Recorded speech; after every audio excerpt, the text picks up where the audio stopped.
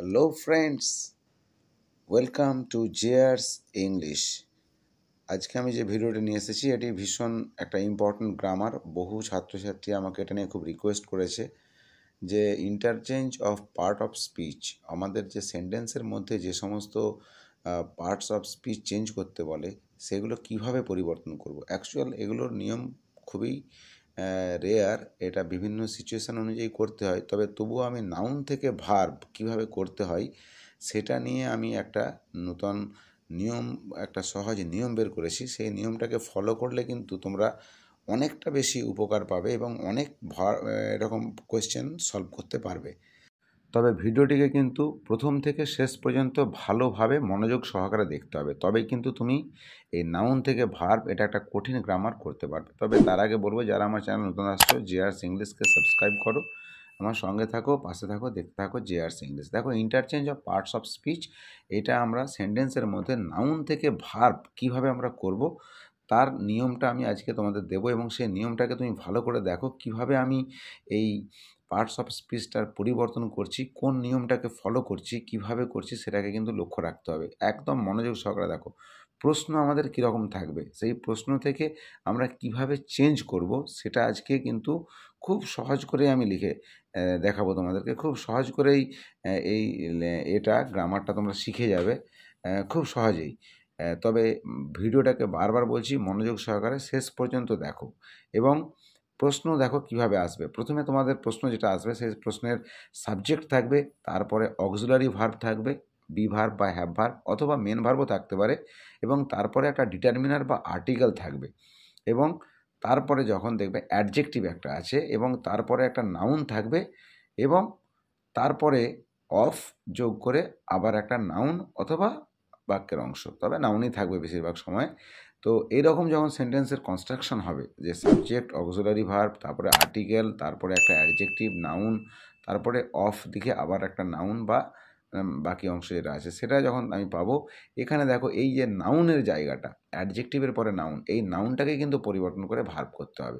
প্রথমে দেখো সাবজেক্টের জায়গায় আমাকে সাবজেক্ট লিখতে হবে আগে, এরপরে আমরা কিন্তু অক্সিলারি ভার্ব এবং যে ডিটারমিনার আছে, আর্টিকেল বা ডিটারমিনার যেটা থাকবে আমাদের এখানে, অর্থাৎ ওই একই জিনিস যেটা থাকবে এ অ্যান্ড দি, এইগুলোকে আমাদের কিন্তু বাদ দিয়ে দিতে হবে। এগুলো তখন আর সেন্টেন্সে লাগবে না। প্রথমেই সাবজেক্ট লিখব, তারপরে এই ভার্বগুলোকে আমরা বাদ দেবো, এবং যে নাউনটাকে ভার্ব করতে বলেছে সেই নাউনটাকে কিন্তু আমরা ভার্ব হিসেবে নিয়ে আসবো, এবং সেটাকে আমরা ভার্ব আকারে লিখব। এবং এখানে যে অক্সিলারি ভার্ব থাকবে বা যে কোনো ভার্ব থাক, তার ফর্ম অনুযায়ী কিন্তু এই নাউনটাকে যখন আমরা ভার্ব করব তার ফর্মটা চেঞ্জ করব। তাহলে প্রথমে সাবজেক্ট, তারপরে নাউনটাকে আমরা ভার্ব করলাম, তারপরে দেখো নাউনের পরে যে অফ লিখে যে নাউন থাকবে সেই অফটাকে আমরা বাদ দেব, এবং সেই প্রিপোজিশন, অর্থাৎ এই অফ প্রিপোজিশনের পরে যে নাউনটা আছে এটাকে আমরা কিন্তু পরের অংশটাকে আমরা আগে নিয়ে চলে আসবো।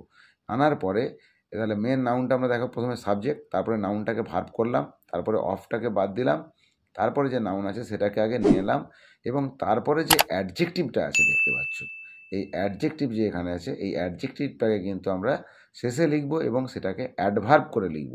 শুধু অ্যাডজেক্টিভ লিখলে তখন হবে না, সেটার অ্যাডভার্ব করতে হবে, তবে কিন্তু তুমি এই ধরনের গ্রামারগুলো সলভ করতে পারবে।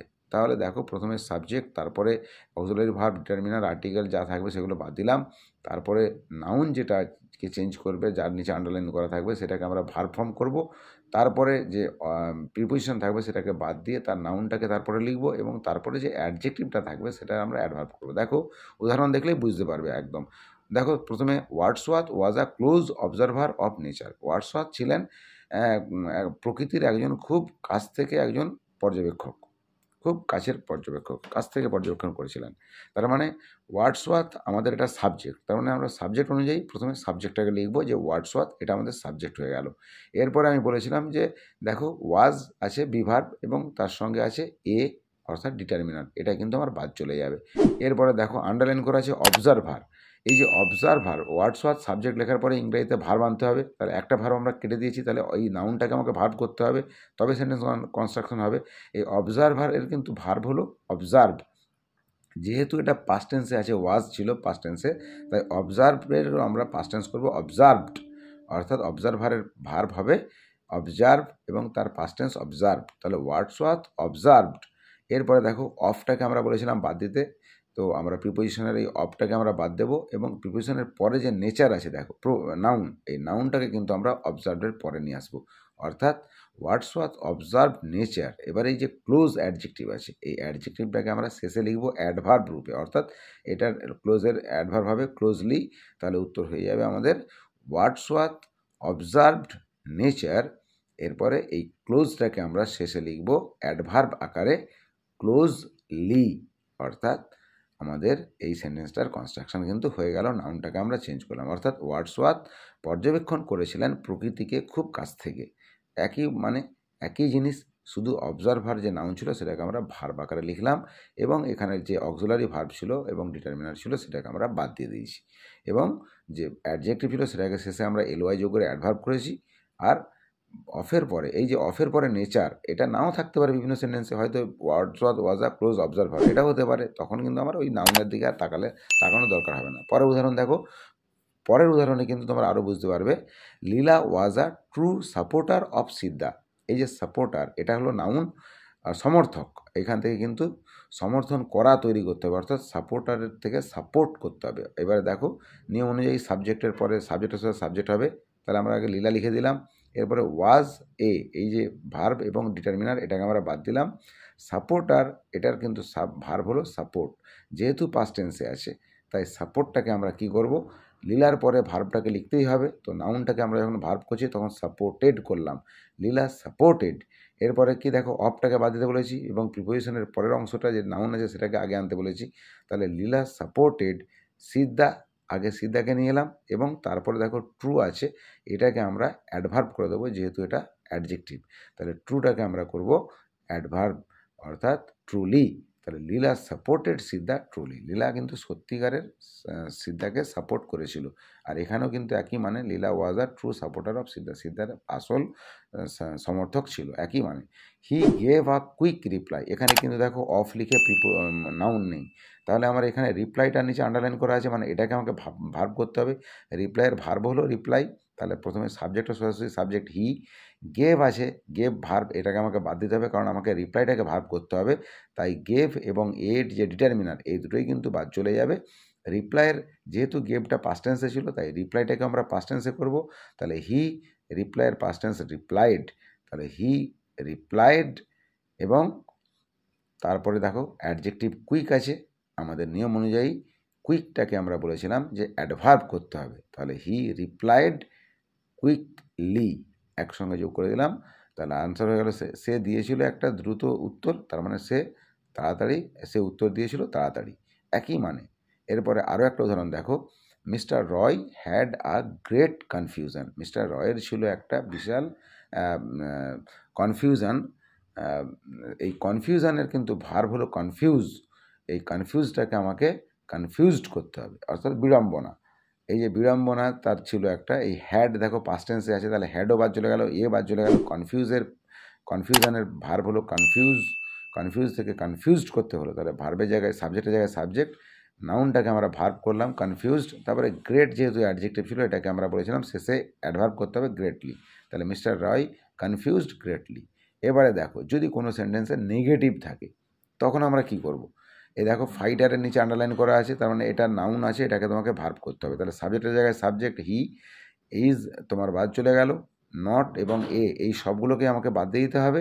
এবং যেহেতু সেন্টেন্সটা নেগেটিভে ছিল তাই আমাকে নেগেটিভ করতে হবে, যেহেতু প্রেজেন্ট টেন্সে আছে তাহলে ফাইটারের ভার্ব হলো ফাইট, তাহলে he subject third person singular number, তাহলে ফাইটকে আমরা যখন এখানে নিয়ে আসছি তখন কিন্তু আমরা হি ফাইট লিখতে পারছি না, আমাকে কিন্তু তখন লিখতে হবে, যেহেতু নেগেটিভ করছি আমরা তাই ভার্বের সঙ্গে এস যোগ আছে বলে হি ডাজ নট, এই যে নেগেটিভ করার জন্য ভার্বের সঙ্গে এস থাকার জন্য ডাজ নট আনতে হলো। এর উপরে আমার কিন্তু ভিডিও দেওয়া আছে, তোমরা দেখে নিও। এর আগে আমরা কীভাবে সেন্টেন্সকে নেগেটিভ ইন্টারোগেটিভ করবো তার একটা ভিডিও দেওয়া রয়েছে, সেটা তোমরা ভালো করে ফলো করে নেবে, তাহলে তোমাদের বুঝতে আরও সুবিধা হয়ে যাবে। তাহলে হি ইজ নট এটা বাদ দিয়ে আমরা ডাজ নট ফাইট লিখলাম, হি ডাজ নট ফাইট, যেহেতু ভার্বটা ফাইট আর নেগেটিভ আছে বলে ডাজ নট নিয়ে এসেছি। কারেজ আছে কারেজিয়াস, এটাকে কারেজিয়াসলি অ্যাডভার্ব করে দিতে হবে, তাহলে he does not fight courageously. এরপরে দেখো আরও একটা উদাহরণ দিই, I am not a lover of war, আমি কিন্তু যুদ্ধের প্রেমিক নয়, তার মানে আই সাবজেক্টের জায়গায় আই লেখা হবে। এরপরে দেখো অক্সিলারি অ্যাম, নট এবং এগুলো সবই বাদ চলে গেল। যেহেতু লাভার আছে, প্রেমিক, এখান থেকে লাভ মানে ভালোবাসি এটা আনতে হবে, তাই আয়ের পরে লাভ আসবে। কিন্তু যেহেতু এটা নট ছিল নেগেটিভ, তাই এটাকেও আমাকে নেগেটিভ করতে হবে। এবং যেহেতু ভার্বের ফার্স্ট ফর্ম আয়ের পরে বসে, তাই ডু নট আমরা নিয়ে এসে নেগেটিভ করব। আই ডু নট লাভ, লাভারের ভার্ব হলো love, I do not love. এইবারে অফটা বাদ চলে গেল, ওয়ার। প্রিপোজিশনের পরে যদি যেটা থাকবে সেটা, প্রিপোজিশন থাকলে বাদ চলে যাবে, বলেছি আগেই। এখানে কিন্তু আমাদের অ্যাডজেক্টিভ নেই যে আমরা অ্যাডভার্ব করব, তাহলে শুধু নাউনটা এসে বসে গেল যে I do not love war, আমি যুদ্ধকে ভালোবাসি না, তার মানে আমি যুদ্ধের প্রেমিক নই, একই কথা। সো এইভাবেই কিন্তু তোমাকে সব কিছু প্রত্যেকটা চেঞ্জ করতে হবে। তো কমেন্টে তোমরা এই প্রশ্নগুলোর উত্তর লেখো, তাহলে বুঝবো যে তোমরা সবাই কিন্তু বুঝে গেছো।